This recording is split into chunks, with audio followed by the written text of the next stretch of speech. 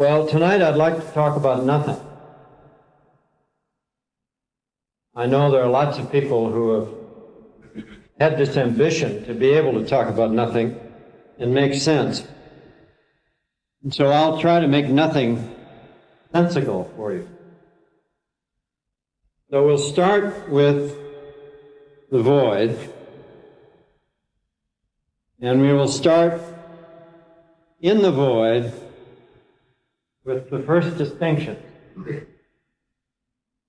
And I'm borrowing this from G. Spencer Brown in his Laws of Form, a book which is now published in this country by Julian Press in New York. So let's take this blackboard as being a sample of nothing. Now, there's nothing on the blackboard. And if we want to make a distinction, we have to make some sort of a mark. So let's just make a circle. As soon as we make this distinction, demarcating a portion of the void from the rest of the void, we have accomplished something which wasn't there before. And you could call this the first creative act. So in reality, it's the second creative act. The first creative act was getting yourself out of the void. Each of us has come out of the void, taken on a material form, which is described very well in our Western science, and function as a more or less independently operating member of a network. So, the first distinction, number one, is the creation of self. Now, we each of us have the illusion that our self was created by others, that our self was created by our parents, by our peers, by our teachers, by our political definitions of who we are, by our race, by our creed. But this is an illusion. If you pay close attention to yourself in solitude, isolation, and confinement, you will find, after you've spent a sufficient number of hours, for a sufficient number of weeks, for a sufficient number of years, that you created yourself. And that you started as nothing, and then you became self. So the first distinction, this boundary, is drawn around self. That self can then operate in such a way as to draw further boundaries. So it can reach out, as it were, and make the second distinction. This is where G. Spencer Brown begins the Laws of Form. The separating out from a universe of nothing, something, which you now name. As soon as you can name, you can distinguish, you can separate, and you can cross over into. The self can move over the boundary into the new space. Now remember, you've done two creative acts here. You've created self, even though you can't remember it, but maybe you can remember the first distinction that you made. First conscious distinction was probably made as you were leaving the uterus, or as you were entering the uterus. In some cases, it's the entrance that is remembered. In other cases, due to the traumatic nature of the birth, it's the birth that's remembered. You go back to the earliest, most primitive memory that you have, you will find something of what I'm speaking here, if you are allowed to. Now, this is a region in which what you believe to be true either is true or becomes true within certain limits. These limits are to be found experientially and experimentally. Now, experientially and experimentally mean that the responsibility is yours. Experiment, as defined in the Western world, is something that somebody does to something to test it, to elicit new information. So you can experiment with yourself, you can experiment with the void, you can experiment with distinction. Now, if you go along with G. Spencer Brown's definition, that distinction is perfect continence, that is a totally enclosing boundary of some sort, and that this boundary has an inside and an outside, and then you name the inside, we're naming this one 2, you can then remember that you did this operation. You store it. And if you recall it, it's the same operation that you did when you named it. So the calling and the recalling are the same. Now this is a pretty primitive mathematical kind of definition. You are reducing many operations to one operation and making it a call here. If you move across the boundary, one space into space, call this the first space. This is the 0 space outside. You go from 1 to 2. You are doing the same operation that you did when you went from 0 to 1. This operation is called crossing. Now, if you go from 2 back to 1, you are recrossing, and that is not the same operation. To summarize it in a particular way, you can lose your virginity only once. When you cross from 0 to 1, you've lost your virginity, and crossing back to 0 is not the same operation. You're losing your virginity twice. In a sense, but it's a new virginity. It's the same operation. Right. Here you are alone. Define it as the same operation. The cross and the recross are not the same operation. So you define 1, 0 to 1, and 1 to 2 is the same operation. In the primitive sense, this is true. In the historical sense, it's not. In the sense that you can only move from 0 to 1 and then 1 to 2. It's a different operation. But we're reducing that to a single operation for purposes of making a more general argument and taking time out of it. In 0, there is no time. There is no space. There is no concept. The original creative act brings all of these into being simultaneously. Now, as you can see, if you do move into 1 out of 0, you never again move back to 0, totally innocent.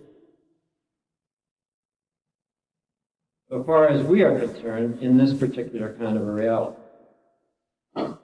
Now, if we do it, we then can carry no memory of the operation with us back to 0. Because in 0, there is nothing, including memory. Nothing stored.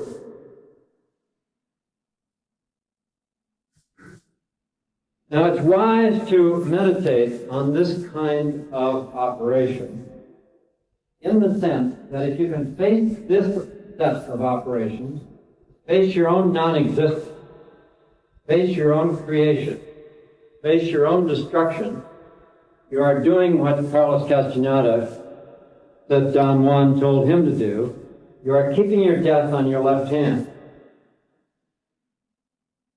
This operation keeps you more alive, more aware, and more of a higher level of consciousness than any operation that I know of. As long as you do not worship your own destruction. As long as you do not overvalue your own creation. We have a tendency to have an aversion to our destruction. the destruction of this vehicle, this body in which we live.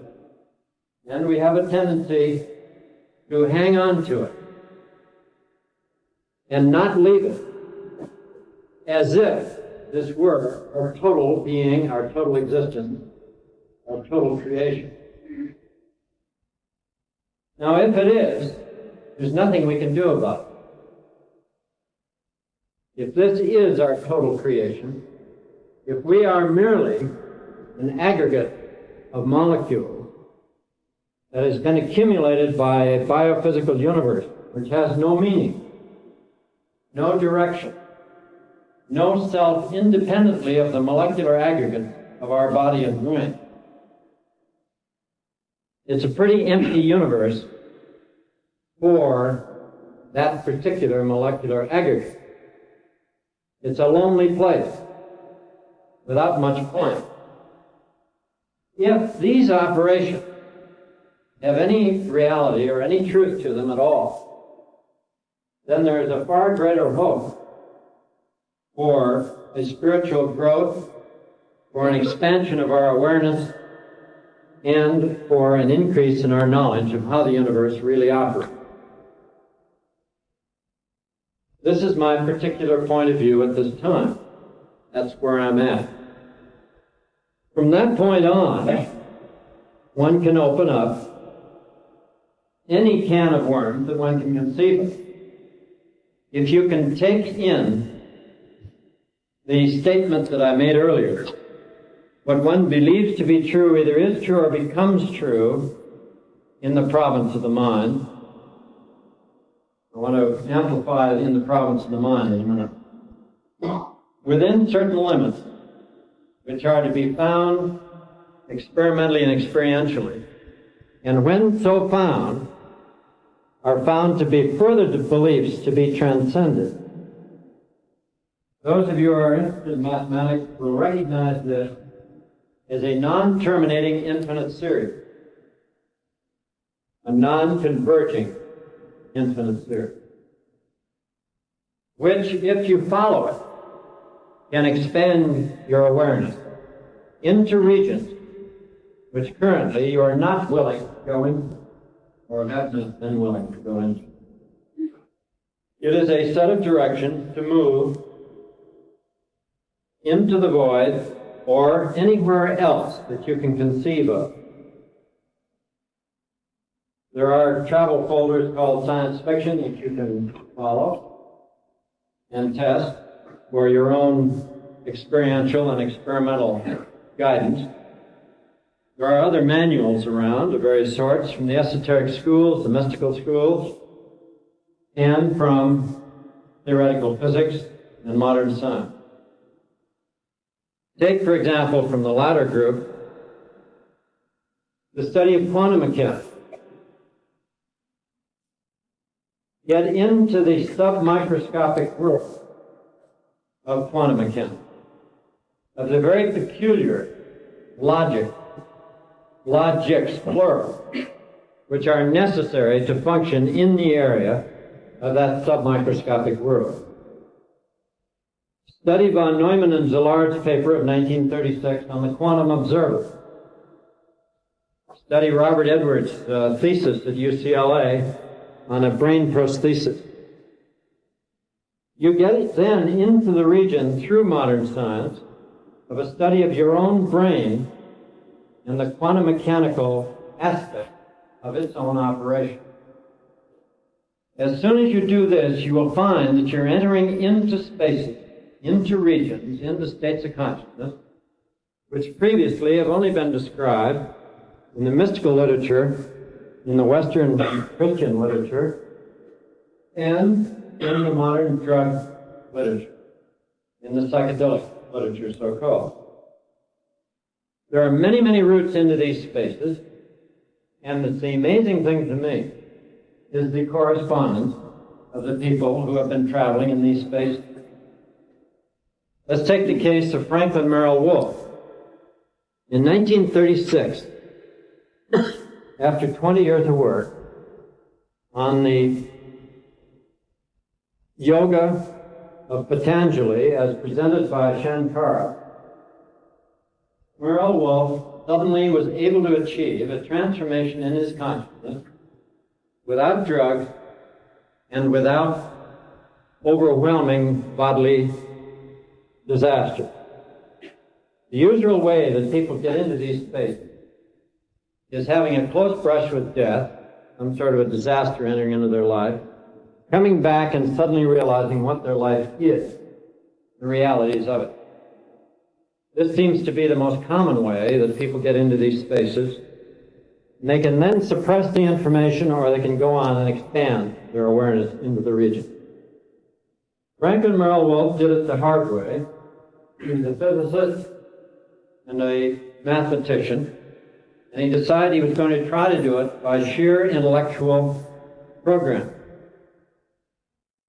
In a 6-month period in 1936, he achieved it. And on August 8th, he moved into a region of extreme light, of extreme new knowledge, which before he did not know and had not programmed in, had not been given to him. And as the days progressed, he stayed in this space.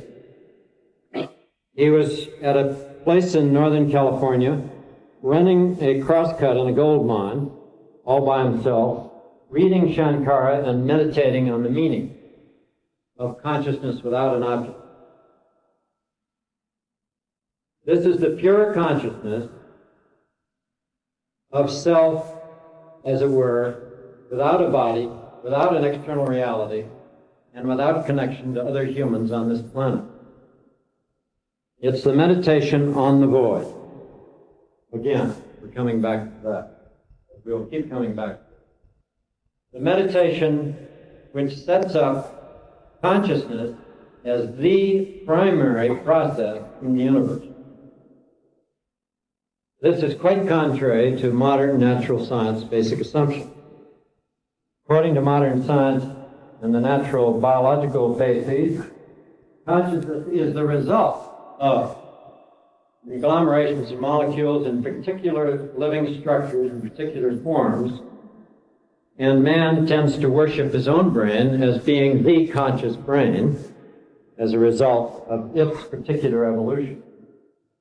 Well, as you know, I've looked at other brains, other biological organisms with brains as complex and larger than ours, and found that we're being rather arrogant about assuming that we are the only conscious being on this planet. We don't know about the rest of the universe. But if you proceed from another set of assumptions in which consciousness is primary and matter, energy, and space are secondary, a la Shankara and some of the Eastern philosophers, you quickly arrive in these spaces that we've been speaking of. Very rapidly.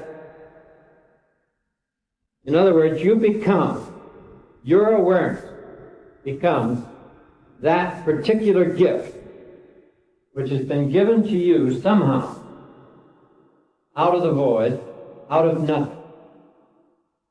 It has been moved into you whether you liked it or not. And you as an individual, as it were, do not realize your connection with the rest of the consciousness of the universe until you are forced to by a severe discipline, which today we call spiritual, and which later, I imagine, in the future years, we will call scientific. I think we're going to move into a series of sciences, new sciences, which have ancient roots in the East, among the Buddhists, among the Tibetans, among the Hindus, and among the Chinese. And gradually, we will see that these sciences have been furthered in the East beyond anything that we have accomplished in similar areas here. However, this apparent disparity between the East and the West, I'm sure, will be erased. Let me give you a very simple-minded example. Here in the United States, we have a system of meditation which was invented here. It is probably the most dangerous form of meditation that the world has ever seen. It requires a high degree of skill. It requires a person to learn it when they're rather young, and they must practice it for many hours every year in order to survive. If they don't practice it, they become a member of the 55,000 lives that are lost every year as a consequence of failure to perform this meditation in an expert fashion. And this is driving a car on a freeway at 70 miles an hour. You must keep that car within a 14-foot wide lane at a very high rate of speed, 60, 70 miles an hour after hour. Now, if you pay close attention to what you're doing under those circumstances, you will find that it has all of the characteristics of an esoteric meditation from the Far East. Number one, it requires your total awareness, focus, in a given region. As you move down that highway, in this narrow channel, you are beset with people doing a similar job, but at different rates than you are. They turn in front of you. You must be aware of them coming in from the sides. You must be aware of them coming at you from the opposite direction. This is a very, very demanding form of operation. The concentration required is obviously of a very high order. And if you fail to do it, the penalty is the death of this vehicle. Now, the amazing thing is that there are so few deaths compared to the number of man-miles covered per year. There are good statistics kept on this, and you can check out the facts of it very easily.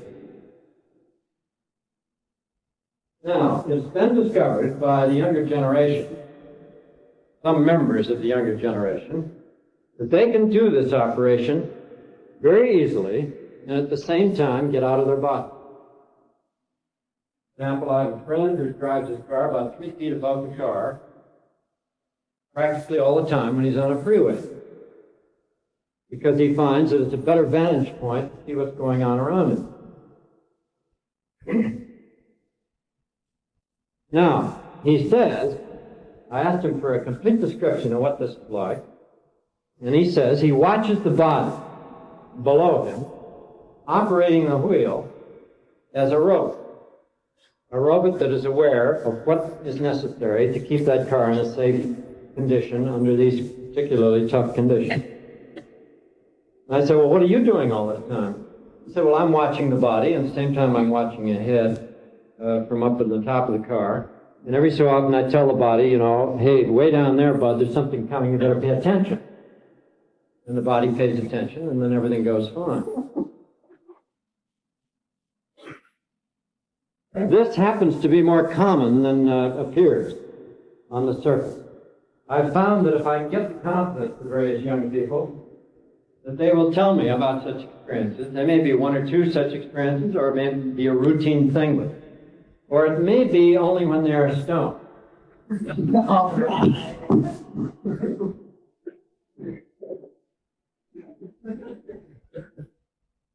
Now, what is being stoned? Andy Weil, in his new book called The Natural Mind, divides the thinkers into two kinds of thinkers, the stoned thinkers and the straight thinkers. Stoned thinking involves several parameters which are very difficult to describe for those who haven't been in the space. In fact, if you haven't been in the space, no description will help you. If you have been in the space, I don't have to describe it.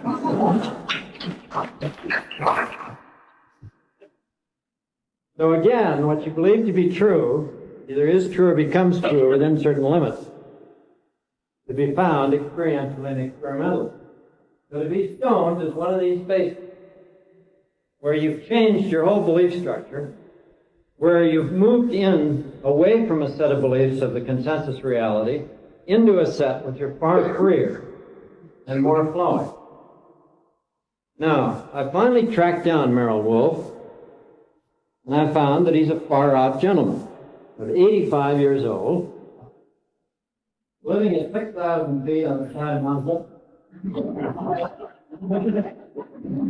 He has owned land on the side of Mount Whitney since 1930, and he said that part of his experience was that he was told to move beside a big mountain in order to stay high.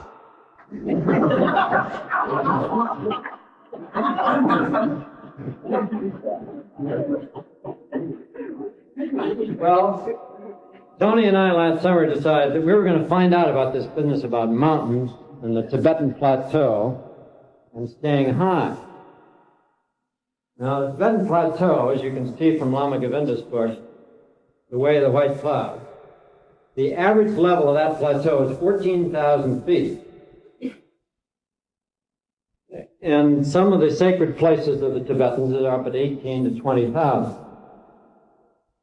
So we decided to go see what this was like. So we spent 6 weeks above 7,000 feet in the high Sierras in a motorhome and found out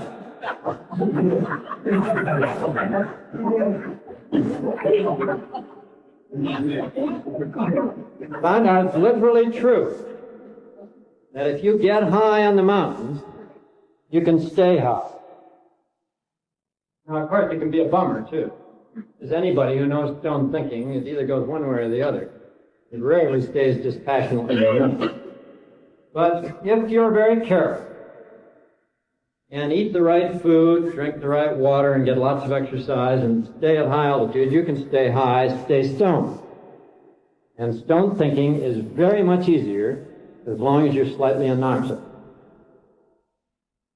Now, during World War II, I would estimate something like 1,500 hours above 38,000 feet on pure oxygen in a high-altitude chamber. And we did a lot of stone thinking, but we didn't call it that then. We called it anoxic thinking. Lack of oxygen type thinking. But I noticed that certain people in the group that I was working with at the University of Pennsylvania got addicted to it. And at every chance they took a trip at the equivalent altitude of 38,000 feet on pure oxygen. I didn't particularly take to it because I got a negative reinforcement by getting the bends. I did not pre-oxygenate because we were doing bends research and I was one of the subjects.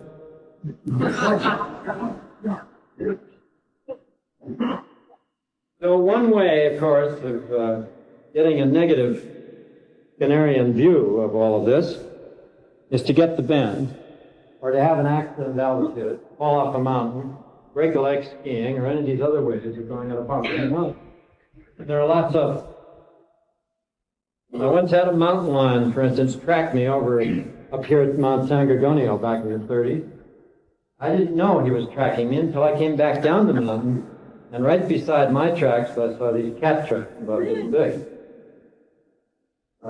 I thought twice about sleeping up there that night, but then since I'd seen a herd of deer, I thought he probably would figure that the deer were more easily eaten than I was. And but I didn't sleep much that night, which is another way of having a bummer in the mountain. Now, in a motorhome,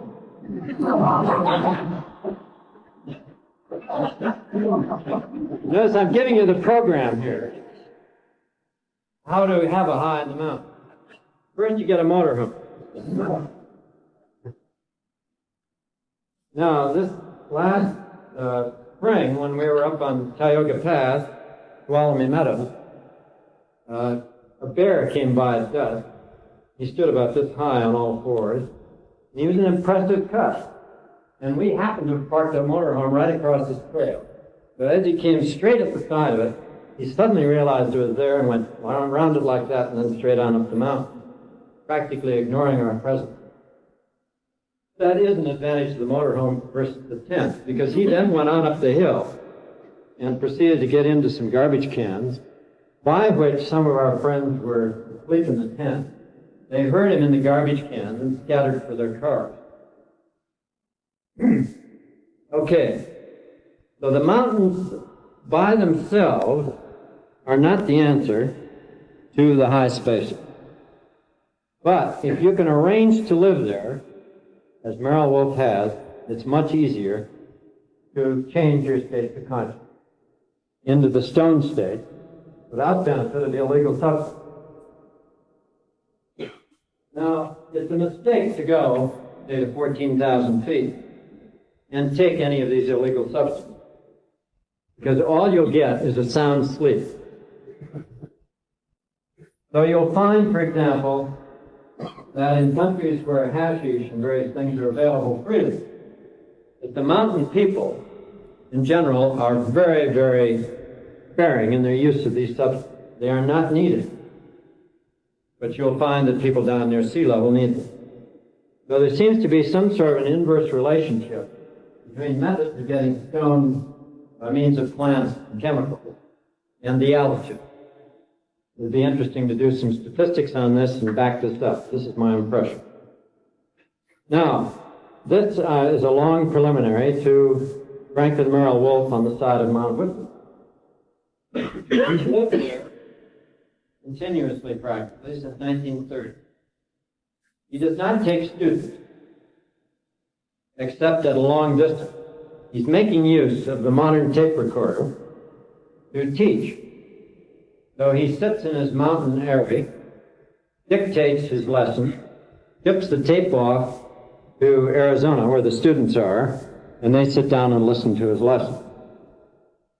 Now, his first book, Pathways Through to Space, was published in 1944. He had made his transformation in consciousness in 1936. He wrote for 6 months, then he wrote again a year later, and he filled in the experience. If you can find this book, Pathways Through to Space, a personal record of a transformation of consciousness, it's well worth reading.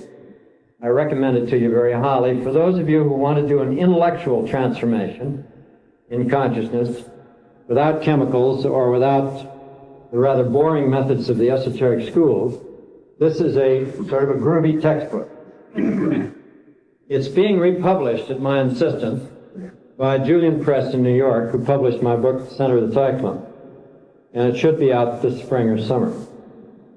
It'll be available once again. It's a very hard book to find. There was a very limited edition during wartime conditions.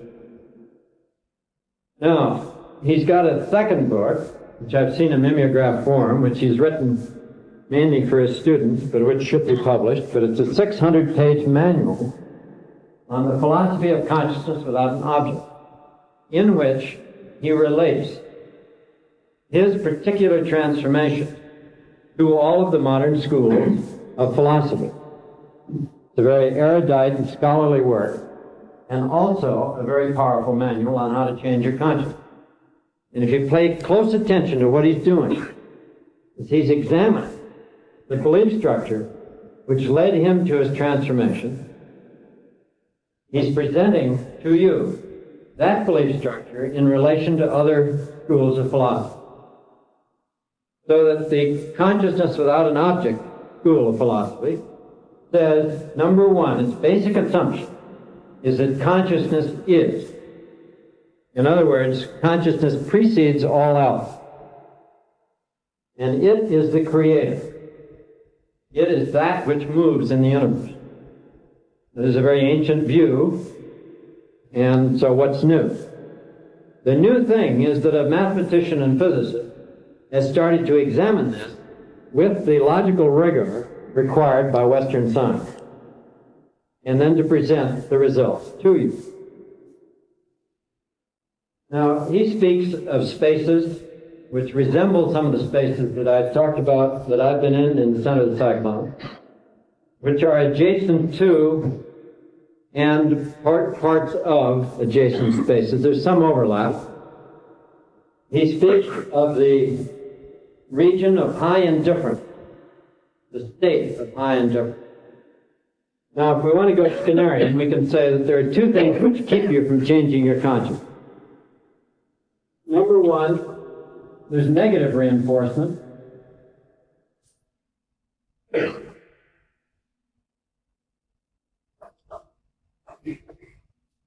which Patanjali stated very succinctly when he said that pain causes aversion. In modern behavioral psychology, aversion is the equivalent to avoidance. 2, the second trap, and these are traps, if you wish, these prevent you getting to the state of high indifference. Positive reinforcement. Pleasure causes attachment.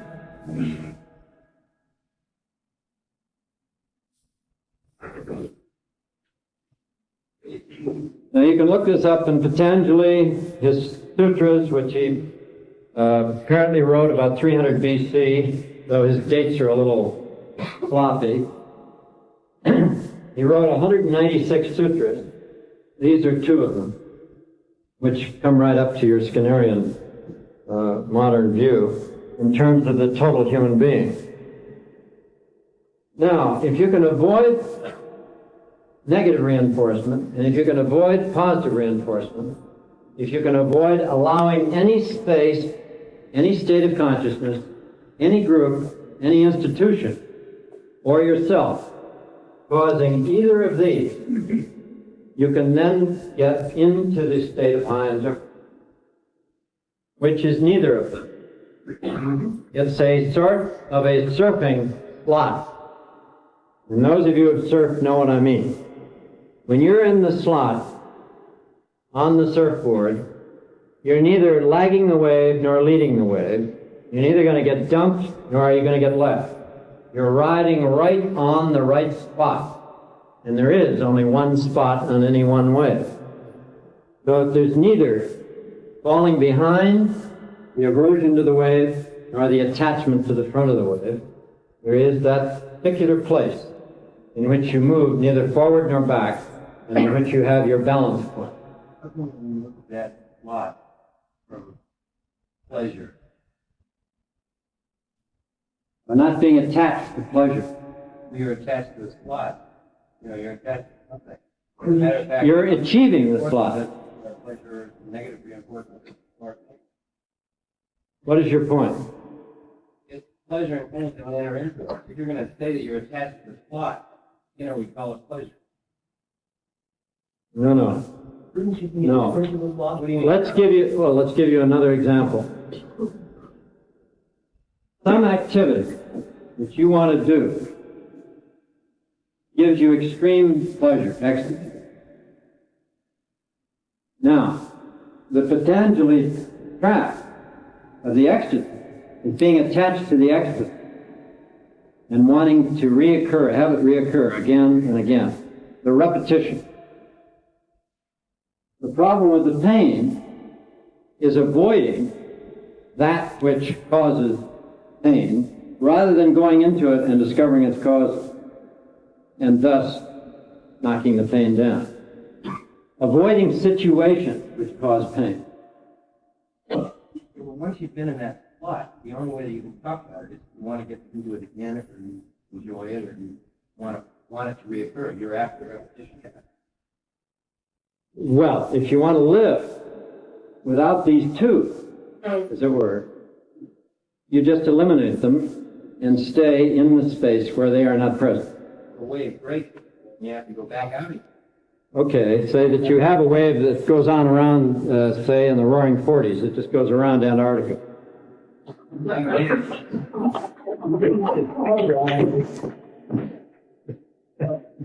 I don't think anybody's surfed there. It's a little cold and you require a lot of real wetsuit. Okay, we're speaking now in terms of a metaphor and a feeling and a state of experience, which I was trying to get across for those who have done surfing. Now, if you're a skier, you can get in the same position. You can either come down a mountain, hell-bent for leather, not caring whether you get destroyed or not, and end up in the top of a tree with a couple of broken femurs, or you can come down a mountain, not being afraid of going into the trees, At the same time, doing that which is necessary to avoid staying in the slot again. Now you can, as it were, get addicted to this. Or you can come down the mountain so frightened and so attached to going slowly that you never get anywhere. Now an excellent performance is a dispassionate performance in the sense that you do not allow yourself to get so ecstatically excited that you lose control, nor to get so frightened that you lose control. And that's generating a slot, in this sense that we're talking about. Now, traveling in inner spaces, you have to have this kind of knowledge also, in a sense, because we are all too likely to fall into negative spaces, bummer trips if you wish, or into extremely ecstatic spaces, sort of like continuously staying on the edge of a sexual orgasm, but never going over, and staying in that ecstatic space. These kinds of spaces are both trapped in the Merrill Wolf sense. The state of high indifference allows a freer travel into farther out regions than either of these other two possibilities. In other words, falling into hell or seeking heaven are two activities which militate against achieving the high indifference state.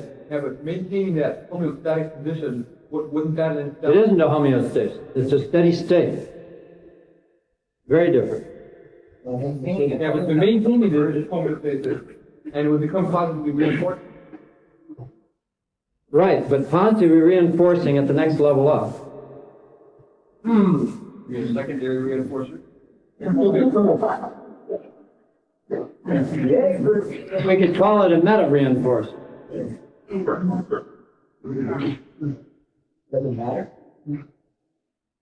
All right, let's not get lost in the screen of words. Let's say I've mapped it out to a certain extent for you here. We can discuss the details and get the point across as we go. But the important thing to remember here is that everything I've been saying is not just a bunch of words, a bunch of formulae. It's based on direct experience of the people that I'm mentioning, and also myself. And each person who has been in these spaces struggles with the problem of communicating them to others. It's impossible, in my estimation, to transmit the experience directly to someone who has not been anywhere near these spaces. Arguing on a verbal level, using verbal instructions, even as I'm doing here, have no use whatsoever unless they can be like a cookbook, unless the injunctive use of language is remembered. All that Merrill Wolf, or myself, or Carlos Castaneda, or Don Juan, or G. Cookbook, unless the injunctive use of language is remembered. All that Merrill Wolf, or myself, or Carlos Castaneda, or Don Juan, or G. Spencer Brown can do is to lay out a map and tell you, you can move from this part of the map to this part of the map by the following means, and then give you a set of directions. You don't ask a cook or someone who writes a cookbook, does not try to describe the taste of the food. What he does is give you a set of directions, a list of materials, and the proper way to combine them and to cook them, for you to taste it. And the result is a direct experience of taste, which you can only arrive at by following the injunctive use of language in the cookbook and following the directions. And that's what Merrill Wolf is doing, and that's what I've been attempting to do in Center of the Cyclone.